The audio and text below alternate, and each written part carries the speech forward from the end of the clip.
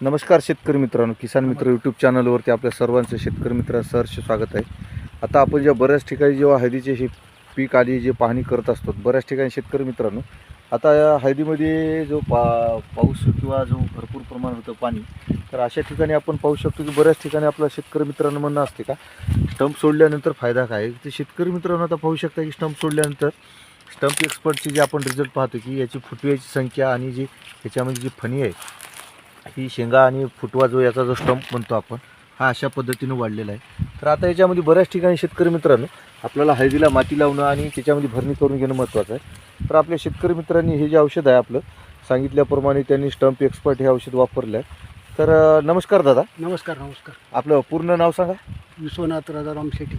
आपण स्टंप एक्सपर्टबद्दल समाधानी आहात का? हो, वापरल्या समाधानी. रिझल्ट कसा वाटला तुम्हाला? एकदम चांगला वाटला. एकदम चांगला आहे ना. हो.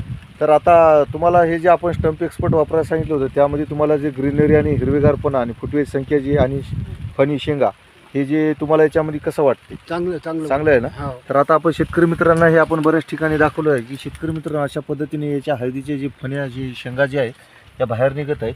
तर आता ह्याच्यामध्ये आपल्याला स्टंप एक्सपर्ट आपण जे वापरलं आहे हे अशाच पद्धतीने रिझल्ट आहेत. हे वापरायला पाहिजे की नाही वापरायला पाहिजे? वापरायला पाहिजे. वापरायला पाहिजे ना? वापरायला पाहिजे.